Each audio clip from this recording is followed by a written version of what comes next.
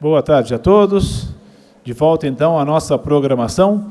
Teremos agora o primeiro painel, intitulado Acesso à Justiça após a Reforma Trabalhista, Custas Processuais, Sucumbência Recíproca e Jurisdição Voluntária. Para integrar a nossa mesa de trabalhos, convidamos o Dr. Marcos Calércio, Dr. José Roberto Dantas Oliva e, para coordenar os trabalhos, Sua Excelência, a desembargadora do TRT de Campinas, doutora Gisela Rodrigues Magalhães de Araújo e Moraes. Bom, boa tarde a todos. Ainda tem bastante gente chegando, então a gente vai dando um cumprimento primeiro para que todos possam, depois do almoço, escutar vibrantes palestras aqui, tratando também de temas que hoje a gente faz questão de ouvir de todas as pontas, porque são coisas que nos afligem, né? Que, obviamente, é a interpretação sobre títulos que vieram com a reforma, né? Então, nós vamos dar início agora ao primeiro painel desse 18º Congresso, e começando, e o título do nosso painel é Acesso à Justiça após a Reforma Trabalhista, com 3 subitens: custas processuais, sucumbência recíproca e jurisdição voluntária. Tudo aquilo que a gente não sabe o que fazer, mas hoje nós vamos aprender. O primeiro palestrante hoje desse painel é o Dr. Marcos Scarlécio. Ele é juiz do trabalho do Tribunal da 2ª Região, São Paulo, aprovado no concurso para a magistratura, foi aprovado tanto na 1ª quanto na 24ª Região. Ele é pós-graduado em Direito e Processo do Trabalho, professor de Direito Material e Processual do Trabalho no Damásio Educacional e professor convidado para ministrar várias palestras nas escolas judiciais, como, por exemplo, nos tribunais da 1ª, 2ª, 5ª, 7ª e 17ª Regiões. Palestrante e autor de diversas obras jurídicas. Então, doutor Marcos, é um prazer tê-lo aqui. Estamos prontos a ouvir esse tema que, na verdade, nos aflige, né? Porque são várias coisas que a gente tenta interpretar da melhor maneira possível, como foi bem proveitoso de manhã. Quanto mais a gente escuta, mais a gente tenta esclarecer, né, do que a gente pode aplicar a melhor forma. Então, bem-vindo ao nosso congresso, e o senhor está com a palavra. Boa tarde a todos e todas. Inicialmente, agradeço as palavras da doutora Gisela, agradeço o convite da doutora Ana Paula de estar aqui hoje. É uma honra muito grande, né? Sempre acompanhei o congresso do TRT da 15ª Região, aqui em Paulínia. Já estive presente como assistindo, e hoje é uma grande honra estar aqui como congressista, como palestrante. E bater esse papo com vocês sobre 3 temas importantes. Eu vou dar alguns comentários, um pouco da minha visão, depois o colega doutor Oliva também, cada um com a sua visão, com a sua análise. Trouxe um slide aqui para usar para vocês. Os slides aqui também é mais um suporte, artigo de lei. Por quê? Falar da reforma trabalhista, pessoal, hoje é o tema do momento. Está em tudo quanto é canto, até naquelas conversas de família, aquela tia distante aparece, vem lá uma tia Mirtz, uma tia Dalva, você é juiz do trabalho, vamos falar da reforma boa, reforma ruim. Cada um tem a sua visão, cada um tem a sua opinião já formada. E aqui, dentro desse seleto público de juízes, embargadores, advogados, servidores, todos aqui, cada um consegue já formar a sua opinião. Por isso, desde já não estou aqui para mostrar ser favorável, ser contra, mas trazer debates que a reforma trabalhista está gerando. Eu lembro quando saiu a reforma, com o professor de cursinho, professor do Damásio, muitos alunos vinham falar, professor, sobre a reforma, logo no começo, lá atrás, onde eu vou achar um livro, um caderno, um material bom, para a gente saber como vai ficar a reforma, como vai ser o Brasil, como vai ser os processos trabalhistas, os debates, onde eu consigo achar alguma coisa bem bacana que mostra como vai ser o momento pós-reforma trabalhista. Falei, você pode achar na Bíblia, no Apocalipse, você dá uma olhada lá, alguma coisa, estou brincando, obviamente, mas é um momento de debate, não de calma, mas debate gera uma insegurança jurídica, porque tem alguns dispositivos que foram incompletos de uma certa forma, faltou uma regulamentação melhor, outros dispositivos que dão margem a uma dupla interpretação. Então, realmente é um momento que cabe a nós, operadores do direito, poder interpretá-lo. Tem coisas muito boas lá, não dá para negar, tem coisas que ali daria para ser retiradas, obviamente, porém, ela veio, não adianta, não tem como falar, penso eu, não vou aplicar mais nada, não vou aplicar tudo. Ela veio e cabe a nós todos, cada um dentro da sua área específica, analisá-la e verificar a melhor forma. E eu começo, pessoal, dentro do meu tema, custas processuais. O primeiro dispositivo que foi alterado, que foi foi mencionado de custas, é um dispositivo bem simples, que trata do teto, do valor das custas processuais. Agora, as custas processuais, ela está com teto. Antes não tinha, lembra? Antes sempre era só um valor mínimo. E aí veio esse novo dispositivo, 789, lá na parte final, e trouxe um teto. Aqui não tem nem debate, como o tema é custo, só quis mostrar que agora a reforma trabalhista nos trouxe um teto de condenação de custas, que antes não existia. Antes nós tínhamos o valor mínimo R$ 10,64 e a lei, a previsão legal expressa, não apresentava um valor máximo. De uma certa forma, essa limitação fica interessante, principalmente pensando para o segundo grau, para a parte que tem que recolher as custas antes de recorrer, conseguir ter um acesso melhor ao segundo grau, evitando uma eventual condenação de custas sem limites, como poderia ter antes. Então, de custas, o primeiro textinho, aqui, sem grandes debates, eu quero até porque tem outros debates maiores que eu quero destacar para vocês, mas só para mostrar essa previsão legal nova, que agora temos um teto de 4 vezes o limite do salário-benefício, ok? Porém, prosseguindo, gente, o principal tema das custas que eu quero trazer para vocês, e é lógico, todo mundo já sabe, é o dever de recolhimento dessas custas nas hipóteses de ausência na audiência, certo? No arquivamento da audiência. Como todo mundo sabe, a nova redação do artigo 844 da CLT passou a prever que, arquivado o processo, a ausência do reclamante gera arquivamento, e, com a extinção do processo, com o arquivamento, o reclamante, o autor da ação, será obrigado a recolher as custas, ainda que goze da justiça gratuita, salvo se justificar a sua ausência no prazo de 15 dias. Essa é a nova redação do artigo 844 da CLT, certo? Que prevê essa novidade. E aí, eu já faço a junção do termo da palavra custas, do termo custas, com o tema maior da palestra, o acesso à justiça.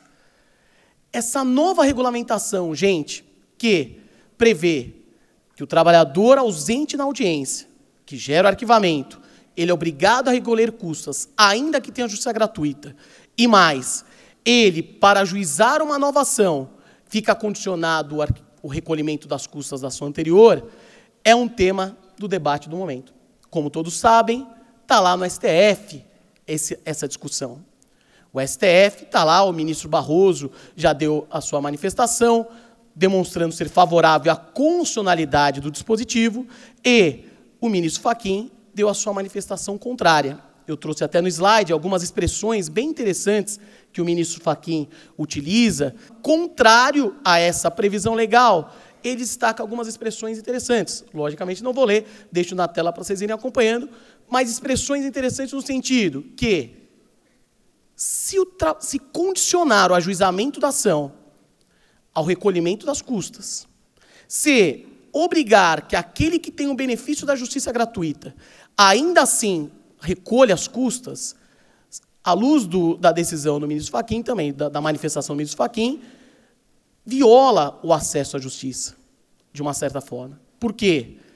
A Constituição é clara ao falar assim, assistência jurídica integral, ou seja, é integral, não é meio. Você tem um pouquinho só de assistência. Não, assistência pela metade, não. Assistência jurídica integral. Se é integral, ela tem que contemplar todas as despesas processuais, certo?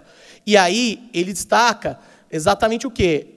Não pensar dessa forma, viola o acesso à justiça, porque vai condicionar o trabalhador ao exercer o seu direito de ação, que também é um direito fundamental, amplo e restrito, a um recolhimento prévio das custas. Eu estou mostrando o lado, a crítica, mas depois, como eu falei, eu quero mostrar uma palestra bem ponderada dos dois lados para vocês, porque eu não estou aqui querendo determinar qualquer forma de convicção de ninguém, mas apresentar os debates. Então, se a Constituição Federal prevê que a assistência jurídica é integral, se ela prevê o direito de ação, exigir que o trabalhador, que o autor da ação, recolha custas quando ele goza, quando ele cumpre os requisitos da justiça gratuita, há uma violação, de uma certa forma. Por quê? Ou a pessoa tem justiça gratuita ou não tem. É muito parecido. A pessoa está grávida ou não está. Estou me sentindo meio grávida. Não, ou você está ou não está. Ou você tem justiça gratuita ou não tem. A partir do momento que você tem, a isenção tem que ser plena para as despesas processuais. E aqui eu trago para vocês um debate interessante quanto a essa questão de justiça gratuita e isenção de custas. Como vocês sabem, acabei de mencionar, o artigo 844 fala: ainda que tenha justiça gratuita, recolhe as custas. Além desse dispositivo, todos vocês também devem lembrar que, lá na frente, nos honorários periciais, ou seja, depois de ajuizada a ação, depois de a tramitada, quando teve perícia, a parte é sucumbente na perícia, o que a lei fala? Deverá recolher os honorários periciais, ainda que goza da justiça gratuita. Então, da mesma forma, prevê que alguém que tem um benefício da justiça gratuita tenha que arcar com uma despesa processual. É o que está na CLT atualmente. Porém, qual debate eu trago para vocês? Muito recentemente, salvo engano, há 15, 20 dias atrás, Congresso, o mesmo Congresso que votou o texto da reforma trabalhista, aprovou uma nova alteração da CLT. Foi alterada a CLT no tocante às despesas com o tradutor, com o intérprete, ou seja, uma despesa processual com o tradutor, com o intérprete. Que antes dessa alteração, o que a lei falava? Que a despesa com o tradutor, lá do 819, com o tradutor e intérprete, é da parte que pretende ouvir. Então, lembra, antes da alteração, se a pessoa tem para ouvir uma testemunha japonesa, que tem que utilizar de um tradutor, ela que arcava com as despesas. Agora, recentemente alterada a CLT, o que ela falou? As despesas com o tradutor e com o intérprete serão cobradas da parte sucumbente. Só que não para por aí. Serão cobradas da parte sucumbente, vírgula, salvo se goza da justiça gratuita. Então agora, olha só que situação temos na CLT, quanto custas, quanto despesas processuais. Quanto aos honorários periciais, que é uma despesa processual, mesmo tendo justiça gratuita, você paga. Quanto às custas da ação, se você arquivar, mesmo tendo justiça gratuita, você paga. Agora, quanto ao intérprete, que também é uma despesa processual, se você tem justiça gratuita, você não paga. O debate aqui, pessoal, que eu levanto parece que eles brincam, mexem com os conceitos dos institutos. Para mim é simples, se você tem justiça gratuita, você está isento das despesas. Ou você conceitua o que é justiça gratuita e verifica o alcance da justiça gratuita e vê qual que é o alcance dela, você faz uma análise do instituto jurídico e vê até onde ela vai e pronto. Agora, a cada momento, sendo uma mesma situação que eu vejo, despesa processual, ou como custas, ou como os honorários periciais, ou como os honorários do intérprete, dentro do mesmo texto de lei, você ter tratamentos diferentes. Nesse caso, a justiça gratuita isenta. Nesse outro caso, a justiça gratuita não isenta. Isso acaba gerando uma insegurança jurídica, de uma certa forma, e por isso vai para o STF, até porque falar em recolhimento de custas no exercício do direito de ação é uma violação direta ao acesso à justiça, quando a pessoa tem, obviamente, o benefício da justiça gratuita. E esse dispositivo da CLT, o 844, que eu estou debatendo com vocês, quanto ao recolhimento das custas e acesso à justiça, que condiciona o exercício do novo direito de ação, da segunda ação ao recolhimento das custas da ação anterior, é um texto que dá pano para a manga também. Por quê? O que a lei fala? Se a parte justificar em 15 dias, ela está isenta das custas. Vamos lá pensar comigo, gente. Olha só, bem simples. Arquivou o processo. Qual a natureza da decisão de arquivamento? É uma sentença, porque coloca fim ao processo. Certo? É uma sentença sem resolução no mérito, é uma extinção sem resolução no mérito. Se é uma sentença, cabe, obviamente, de toda a sentença, um recurso. E o prazo de recurso trabalhista, 8 dias. Então, digamos que dei a sentença hoje, arquivei o processo hoje. A pessoa, pelo texto de lei, o trabalhador, o reclamante, ele pode justificar em até 15 dias para estar isento de custas. Porém, e o prazo de 8 dias? Começa a contar a partir do término do 15º dia, para ele poder apresentar um recurso ordinário sem o recolhimento das custas, ou não? Já é a partir da sentença de arquivamento. Porque sendo a partir da sentença de arquivamento, olha o que pode acontecer. Eu dei a sentença de arquivamento hoje. No 8º dia, ele entra com o RO, sem as custas. Só que ele ainda não justificou. Nega o seguimento ao recurso ordinário por deserção, porque falta o recolhimento das custas, que foi arbitrada na decisão de arquivamento. Mas ele justifica no 15º dia. Então, E se ele esperar para justificar no 15º dia? Dê a sentença hoje, ele não recorreu no 8º dia, justificou no 15º dia e já justifica e já entra com a RO. Não pode dar margem a qual a interpretação. Meu amigo, sua decisão transitou em julgado no 8º dia. Você está justificando agora no 15º dia, só que para recurso já transitou em julgado. Aí você pode pensar, mas é só ele entrar com a ação de novo. E justificou entrar com a ação, mas calma. Pode ter casos que ele não tem a chance de entrar novamente com a ação. Se for um segundo arquivamento, vai ter perempção, 6 meses. Se for um caso de segundo arquivamento, a interrupção da prescrição só se deu na primeira ação. For um segundo arquivamento, não tem uma nova interrupção do prazo prescricional. E pode ser que, se ele for entrar com uma nova ação, já esteja prescrita. Ele precisa exatamente do recurso. Então, a CLT prevê que é possível justificar em até 15 dias. Eu vejo que, para isentar das custas, eu vejo que gera esse vácuo, esse debate do prazo recursal da decisão do arquivamento. Podemos interpretar que esse prazo só começa a partir do término do prazo de 15 dias. Então, deu 15 dias, a partir dali começa 8 para recorrer. Só que isso a lei não fala. Não tem previsão legal. E aí caberá a nós, os intérpretes, a jurisprudência, a ser convalidado. Porque eu vejo aqui a possibilidade da abertura dos dois caminhos. Uma interpretação que, se ele esperar o 15º dia para justificar e para recorrer depois da justificativa, transitou em julgado a decisão do arquivamento, ou ele justifica ele entra com o recurso dentro do prazo de 8 dias, e a análise da pressuposto de admissibilidade do juiz vai ficar condicionada à justificativa no prazo de 15 dias. E aí, debatendo com outros colegas, até lógico, de forma pejorativa, né, brincamos, fala assim, eles colocaram o prazo de 15 dias por quê? No texto da reforma. Será que não pensaram no prazo da apelação e erraram que era a Justiça do Trabalho? Vai saber, certo? Porque lá a apelação 15 dias, né? Porque não tem lógica, porque 15 lá e não 8. Porque 15 deveria ser pelo menos 8 dias, para ficar tudo dentro do prazo recursal trabalhista, pelo menos, e evitaria esse debate aqui, que trago para vocês agora. Ok? Então, quanto às custas, pessoal, lógico, agora falar do aspecto positivo, para demonstrar também os dois lados da visão.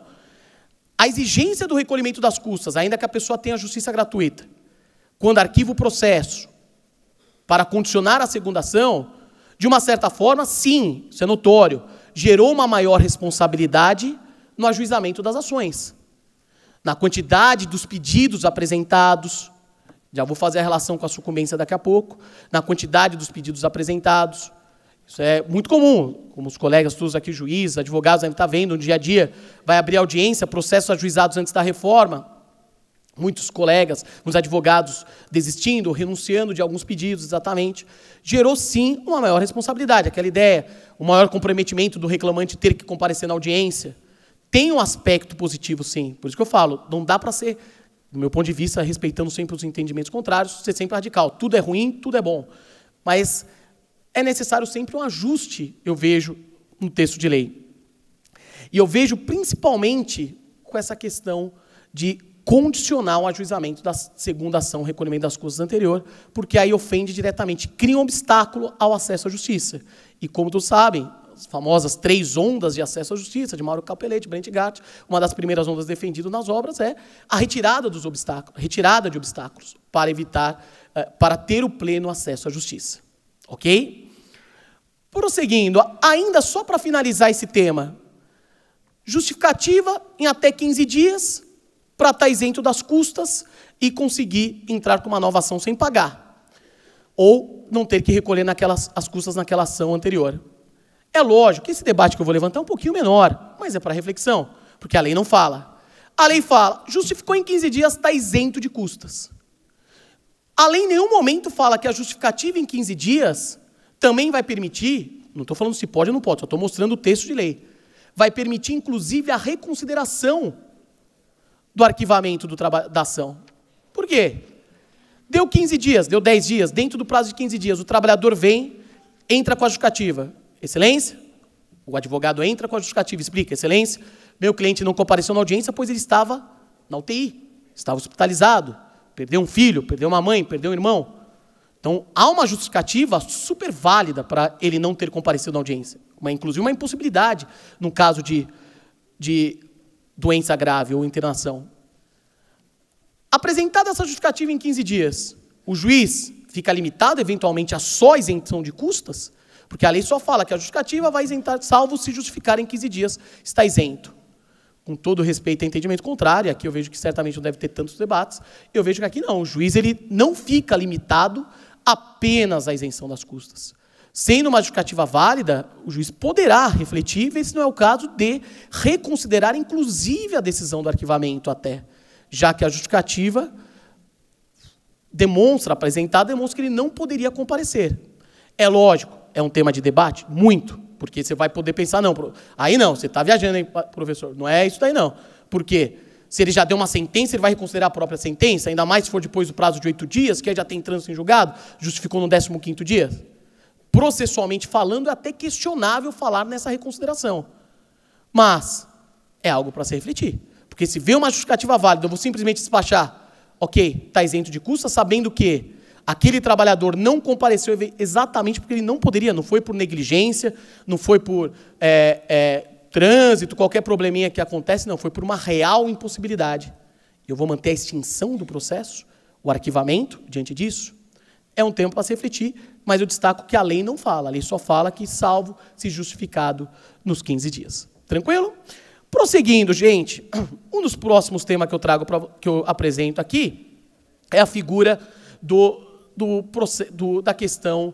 Eu trouxe ainda para vocês, só para mostrar, fiz questão de pesquisar, de ver o simpósio aqui, muito bacana, feito por você, pelo TRT da 15ª Região, a Matra 15, a Escola Judicial TRT 15, o enunciado, que é nesse sentido, destacando o acesso à justiça, né, a inafastabilidade de jurisdição. Como eu sei que já foi um grande debate feito por vocês, eu só trago para a menção, vou até, já desde já, autorizar a Escola Judicial, os organizadores do evento, disponibilizar todo esse meu material, que tem o voto do Fachin, que tem os enunciados, que defendem exatamente isso que eu falei, a ofensa ao direito de ação no tocante à exigência do recolhimento das custas, certo? O acesso à justiça, despesas processuais, esse segundo o outro que veio lá do Grupo 7, do debate da Escola Judicial de vocês, aqui feito pela Matra também. Agora, gente, sucumbência recíproca, honorários advocatícios. O dispositivo é texto de lei, eu até brinco, eu gosto de trazer como muleta, sempre aquela...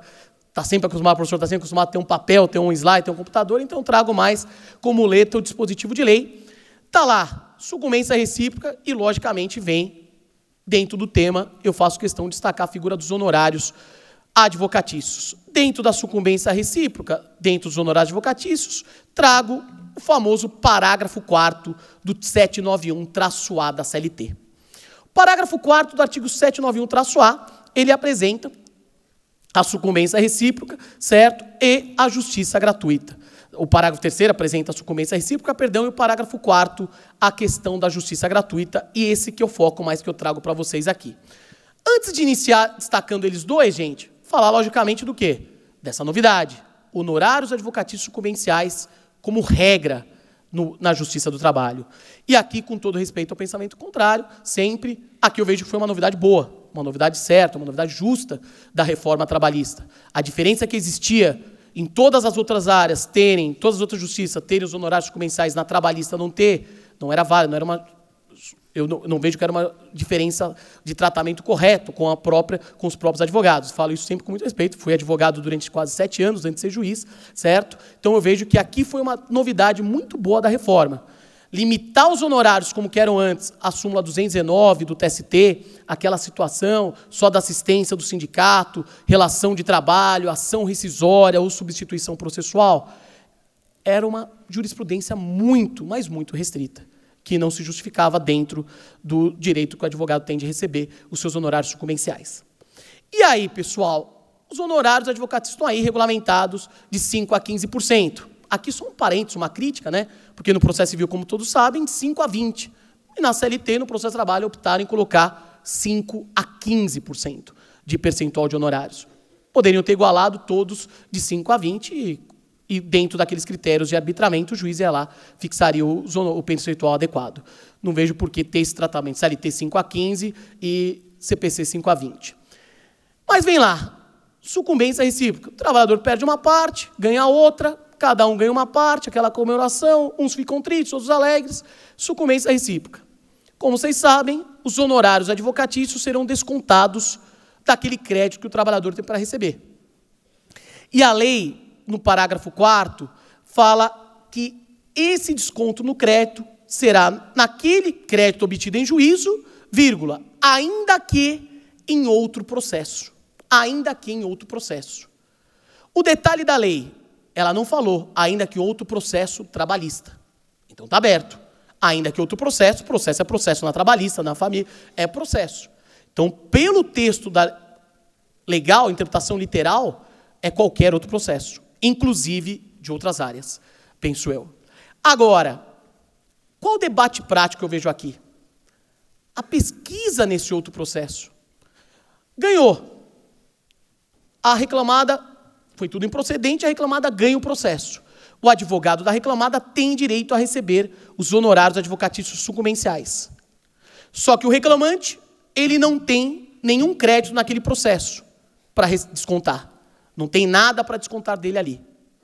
Certo? Ok. Então temos que partir para outro processo. Como fica essa pesquisa? Quem vai pesquisar em outro processo? Muitos vão pensar, o interessado, no caso, o advogado. Caberá ao advogado fazer essa pesquisa de outros créditos em outros processos do trabalhador. Mas vamos pensar na justiça do trabalho.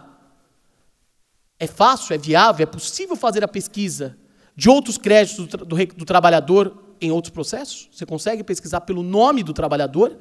Uma pesquisa válida. Não sei, porque às vezes fala isso, professor, você está meio devagar, joga no Google que aparece nas publicações, certo? Sempre aparece, é fácil. Tirando a ideia da pesquisa do Google, uma pesquisa feita, correta, oficial, em nome do trabalhador, como nós sabemos, não é válida, não é possível, você não consegue fazer uma pesquisa externa, uma certidão de processos em nome daquele trabalhador, que aquele trabalhador tenha ajuizado. Exatamente com aquela ideia de se evitar a, entre aspas, lista suja, de que a empresa tem acesso quando vai contratar um empregado, vou contratar o Joãozinho, vai aqui, dá um abraço, vou estar contratado, mas antes disso, fazer uma pesquisinha. Olha tudo do trabalhador, vai lá, pesquisa, joga no Google, olha onde, e joga na Justiça do Trabalho para saber se ele tem ou não tem ação trabalhista. Como nós sabemos, isso não é possível exatamente para evitar esse tipo de eventual discriminação pré-contratual que evite a contratação do trabalhador. Então, é uma pesquisa, gente, que o advogado, quanto à Justiça do Trabalho, a pesquisa vai ficar limitada ou condicionada a um requerimento ao juiz, e o juiz vai ter que fazer essa pesquisa, de uma certa forma, se for pensar em pesquisar. Eu sei que os colegas pensam, nem dá essa ideia, para de ficar falar essas coisas, não vai dar mais trabalho, vai dar mais serviço, porque realmente vai acabar gerando um trabalho maior, trabalho a mais da pesquisa de processo. Mas o que eu quero destacar é o texto de lei, não te dá amparo. Fala ainda que outros processos. Como fica a questão da busca de outros processos? De outras áreas, fica fácil localizar créditos. Agora, dentro da trabalhista, fica um pouco mais complexo. E essa ideia de descontar, ainda que em outros processos, também vem aonde? Lá nos honorários periciais. Lá na figura dos honorários periciais, quando a parte tem justiça gratuita, a lei é igual. Desconta do crédito dele naquele processo, ainda outro. Nos honorários periciais, aí eu vejo que não vai ter jeito. Aí vai ser dentro do Poder Judiciário mesmo a pesquisa. Não vai, o perito vai sozinho, vai fazer a pesquisa, ele vai solicitar o juiz como auxiliar do juiz, ele vai solicitar a pesquisa interna, mas pesquisa dentro do Poder Judiciário. Agora, o debate eu vejo mais essa questão relacionada ao advogado conseguir fazer essa pesquisa dentro da Justiça do Trabalho, sem o auxílio aqui do próprio Poder Judiciário no sentido. E mesmo nós fazendo essa pesquisa, mesmo no caso do magistrado fazer essa pesquisa, como seria a divulgação, não dessa pesquisa? Até porque se tem que evitar essa divulgação para as outras empresas não saber das ações trabalhistas daquele reclamante. Então, é um tema que a lei prevê, desconta em outros créditos, de outros processos. Agora, como seria? É um debate prático bem pertinente. Além disso, gente, outro debate dos honorários aqui, que é o nosso dia a dia, depois vou mostrar, eu vi até que teve anunciado aqui da Escola Judicial, da Matra, é o grande debate quanto à cobrança de honorários pela sucumbência parcial dentro do próprio pedido. Reclamante entra com a ação, quero danos morais de 10 mil porque foi agredido, levei um pescotapa, certo? Quero danos morais em razão dessa agressão, quero 10 mil. O juiz arbitra, o juiz analisa, tem prova testemunhal, comprovou. Realmente levou pescotapa, foi agredido, vamos arbitrar o dano moral. E o juiz entende que a agressão por pescotapa dá 5, utilizando aqueles critérios, que eu não vou nem entrar no debate, da polêmica, ele fixou em 5 mil, por exemplo. Ele ganhou o dano moral, mas perdeu o valor. Tem honorários? Não tem? A análise da sucumbência é pela própria pretensão ou pelo valor da pretensão? Pediu a insalubridade, quero insalubridade em grau máximo, ganhou, só que em grau mínimo. Tem honorários? Não tem? Aqui, pessoal, lógico, sempre respeitando o entendimento contrário, porque o tema é novo, o tema é de debate, a minha interpretação aqui mais razoável é no sentido que você vai analisar a pretensão. Foi procedente ou foi improcedente? E não o valor. Ele pediu dano moral de 5 mil, ganhou dano moral 100 reais? Tá bom, levou. Ele não tem sucumbência aqui porque ele ganhou a pretensão de danos morais. Então, por isso, eu vejo que nesse caso ele não é responsável por honorários advocatícios sucumbenciais. Até porque, se for analisar sempre a sucumbência pelo valor, vai ser um caminho que não vai ter fim, gente. No sentido que vai começar a antecipar a fase de liquidação logo de cara. Eu sei, mas agora a petição inicial tem que ser líquida. Aí tem a discussão, líquido só indicar o valor, certo? Mas aí o debate da liquidação vai ultrapassar até a própria petição inicial, porque vai chegar na sentença. Porque para analisar a sucumbência pelo valor, a sentença vai ter que começar a ser líquida. Porque pediu horas extras, colocou lá valor 50 mil, condenei as horas extras. Aí eu vou ter que apreciar o valor da minha condenação das horas extras na própria sentença. Opa, não foi 50, liquidei a minha sentença já e vai dar 10 mil de liquidação. E aí fica inviável, né, gente? Eu sei que muitos colegas fazem a sentença líquida, mas generalizar a ideia da sentença líquida como padrão, pela grande quantidade de serviços, a grande demanda de processo, lógico, seria ótimo, mas acaba tornando inviável e até, de uma certa forma, até que ponto é necessário já liquidar desde a sentença. Mas se cogitar a ideia de honorários sucumbenciais pelo valor e não somente pela pretensão, no caso de dano moral fica muito fácil, você enxerga rápido. No caso de insalubridade grau máximo, grau médio, grau mínimo, fica rápido. Agora, você tem que ser coerência. Se você deu honorários advocatícios, falei periciais, honorários advocatícios pelo valor no dano moral, por coerência teria que ser honorários advocatícios pelo valor por todos, o que é algo que eu vejo que acaba tornando inviável. E do meu ponto de vista, a sucumbência deve ser analisada pela pretensão. Aquele pedido foi procedente ou improcedente, simples assim, e não com base no valor. Ok? E partindo para aqui eu destaco os enunciados, como falei, certo? Se quiser só destacar para vocês, eu destaquei os enunciados da Jornada Nacional da Ana Matra e também os enunciados da jornada aqui do TRT, os honorários defendendo um debate que eu deixei para o final, o enunciado defendendo um debate que eu deixei aqui para o final, que é qual o momento do direito aos honorários advocatícios sucumbenciais. Qual o momento que seria, gente, da fixação? Ou seja, que debate eu quero mostrar para vocês para finalizar honorários? Bem simples. A sentença, o processo, foi ajuizado antes da reforma, a sentença é depois. Tem ou não tem honorários? O grande debate do momento. Ação ajuizada antes, sentença depois. Porque é óbvio, se a ação foi ajuizada depois, sentença foi ajuizada depois, não há grande debate aqui, porque é tudo pela lei nova. Agora, ação ajuizada antes e sentença proferida depois é o grande debate do momento, que ainda não tem. Alguns enunciados já foram mencionados, teve uma decisão recentemente pelo STF também, certo? Que não era exatamente isso, mas muitos acabaram utilizando como parâmetro, tá? Para uns, a fixação, o direito aos honorários surge na data do ajuizamento. Por quê? Princípio da causalidade. O trabalhador, quando ajuizou a ação, ele tem o direito de saber quais são as despesas que ele vai arcar com o processo. Então, ele ajuizou a ação antes da reforma. Então, quando ele entrou com a ação lá atrás, ele sabia que, naquele momento, ele não pagava honorários. Então, por isso, tem que se defender essa ideia. Para essa corrente, se defende que, nesse caso, ainda que a sentença seja posterior, não há direito aos honorários. Uma vez que você analisa esse direito aos honorários no momento do ajuizamento. Porque você não pode aplicar uma nova despesa ao trabalhador, ao autor da ação, em um momento posterior. Já que ele não sabia disso, desse risco quando ele ajuizou a ação. Geraria uma insegurança jurídica. Você entra com a ação hoje, sabendo das despesas, e 1 ano, 6 meses, vem uma nova lei que cria uma nova despesa. sem você ter a chance de ter entrado ou não entrado com a ação, já com essa nova despesa. Então, para essa primeira visão, entende-se que o direito aos honorários ou não, você verifica pela data do ajuizamento da ação. Se olha quando ele ajuizou a ação, foi antes da reforma, então, nesse caso, não teria direito aos honorários à luz da segurança jurídica. É uma corrente que gera crítica, gera debate, eu sei, mas também não dá para falar que é absurdo, que não tem argumento, porque tem força, é muito bem fundamentada. Agora, e a outra interpretação que pode ser feita? A outra interpretação se pega por onde? Teoria do isolamento dos atos processuais. Você isola cada ato processual e verifica naquele ato processual qual a lei que está valendo naquele momento. Então, quando a ajuização era uma lei, tudo bem. Então, para a petição inicial, para a distribuição, era aquela lei. Quando vem a audiência, é outra lei. Então, para aquela audiência, se analisa qual lei.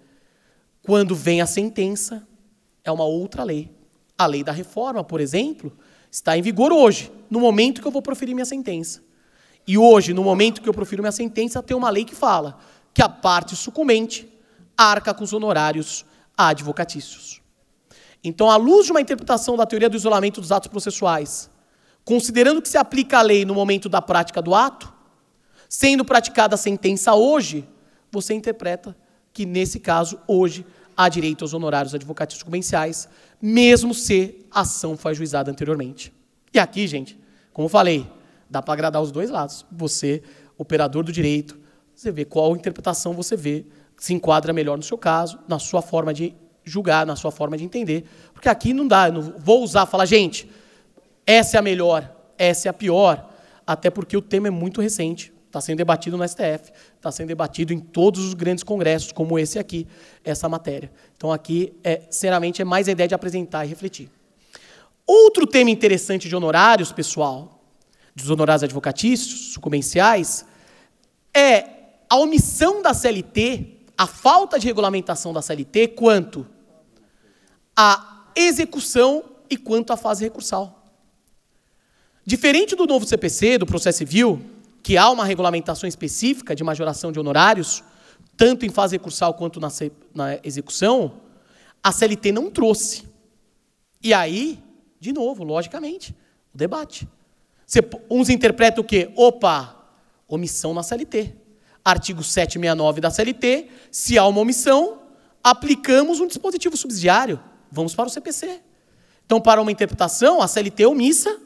Se a CLT é omissa, vamos aplicar um dispositivo subsidiário, que é autorizado pelo próprio 769 da CLT, que prevê que pode ter aplicação do CPC. Então, trago o CPC, aplicamos majoração, aumento de honorários no caso de...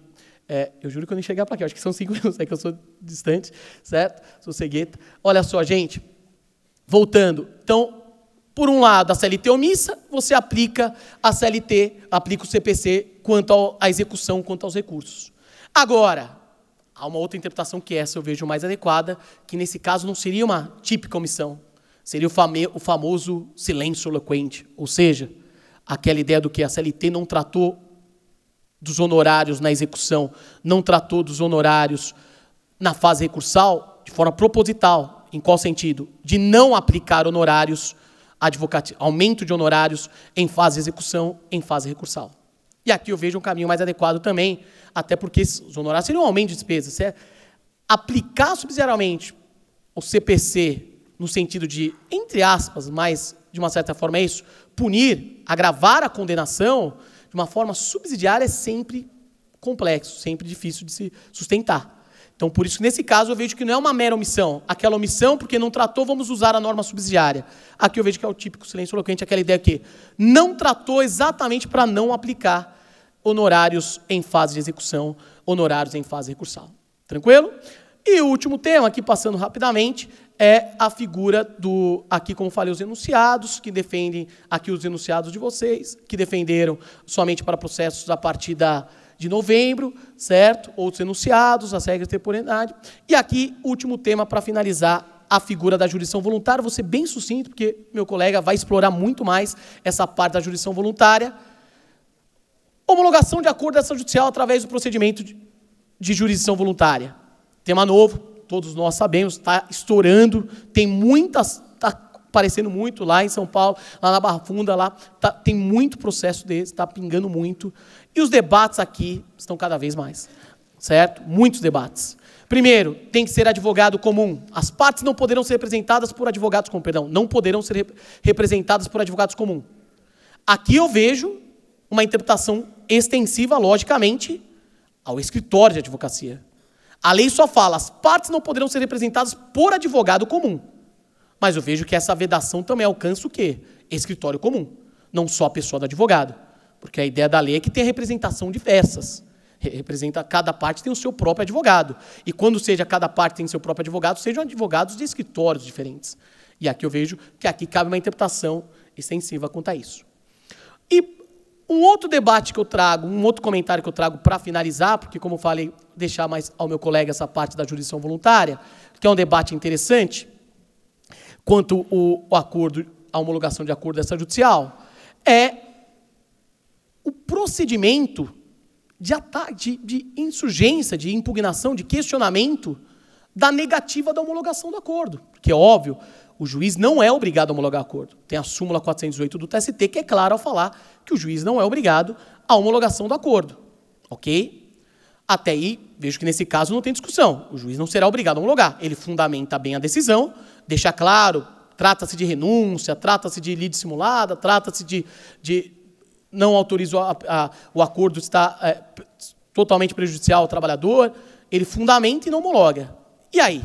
Dessa decisão, cabe algo? Vamos analisar?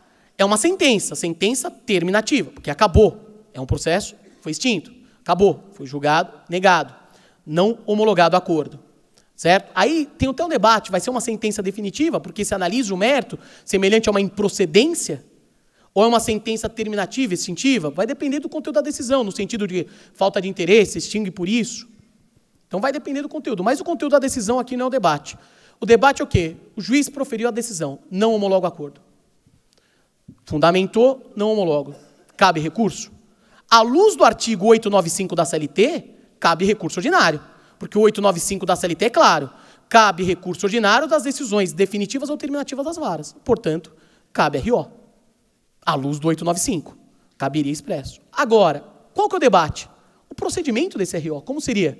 Primeiro, vai ter que ser RO em conjunto. Da mesma forma que a petição inicial é conjunta, o RO vai ter que ser em conjunto, porque eu vejo dessa forma. E aí eu recebo RO em conjunto, reclamante, empregado, empregador. 8 dias de contrarrazões para quem? Para o juiz? Dou-me o prazo de contrarrazões, certo? É lógico que eu vou defender. Brilhante a decisão, irreformável, mexer, estou brincando, certo?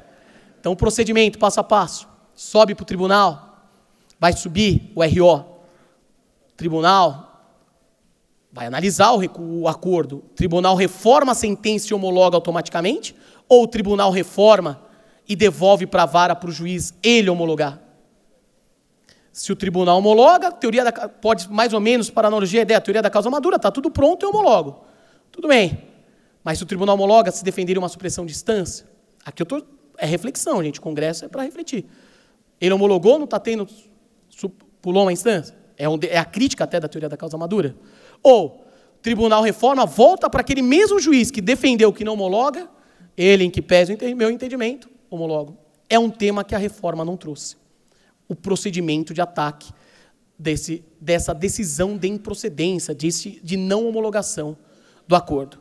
Ok? E aí, só para finalizar, acabou praticamente, eu apresentei os enunciados da jurisdição voluntária, depois, como eu falei, eu disponibilizo, esses são os enunciados da Matra, certo? Que fala que o juiz pode recusar, fala da faculdade de homologação. Aqui tem outros enunciados também. E, por último, eu passo deixo meus contatos aí para quem quiser. Eventualmente, eu sei que aqui não há possibilidade de abrir para dúvidas, mas quem quiser debater qualquer tema do que eu falei, ou qualquer outro da reforma, está aí todos os meus contatos, pode adicionar, pode seguir. Quem quiser, inclusive, adicionar no Instagram, lá eu posto vídeos comentando a reforma, e até para os colegas que já uns me seguem, eu gosto de postar vídeos de casos de audiência, de causos, né? Eu até brinco, causos, porque são situações inusitadas, que muitos de vocês certamente já passaram, como, por exemplo, o reclamante aparece bêbado na audiência, o que você faz? Ou um caso muito diferente que eu peguei, nunca me esqueço, tem até um videozinho que eu comento, ver uma testemunha para depor com uma camiseta, tem um corno me olhando. Eu não sabia o que eu fazia. Eu olhava, eu pensei, na hora que eu vi ele entrando com aquela camisa, eu falei, e aí? Se eu der bronca, eu vou assumir que eu sou corno. Se eu não olhar... Então, toda situação inusitada eu gosto de postar lá para debater até por isso, certo? Meus amigos e amigas, foi uma grande honra estar aqui. Agradeço novamente o convite da querida doutora Ana Paula, desembargador da Escola Judicial, de todos. Obrigado pela paciência e atenção. Até uma próxima oportunidade. Muito obrigado.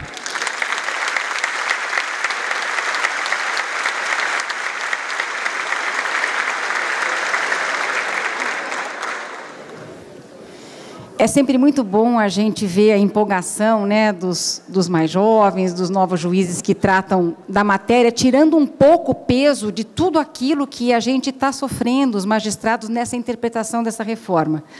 Então, é bom, parabéns, foi muito bom. A gente vê que realmente é uma coisa que a gente vai ter muito trabalho. Concordo quando diz que a gente tem que aplicar com duas coisas, com muito bom senso e fazendo os ajustes necessários, né? A gente tem que tomar muito cuidado, tem coisas boas e tem coisas muito ruins, então a gente tem que ser realmente com muito bom senso essa nossa interpretação. A única coisa que eu vou criticar é que o senhor dizia sempre, certo, tranquilo, não tem nada certo e não tem nada tranquilo. Estamos todos tensos com essa reforma, mas todos unidos com debates, com reflexões, né? E aonde a gente possa tirar disso uma justiça melhor, que o jurisdicionado está aí batendo a nossa porta, é pedindo isso, não é?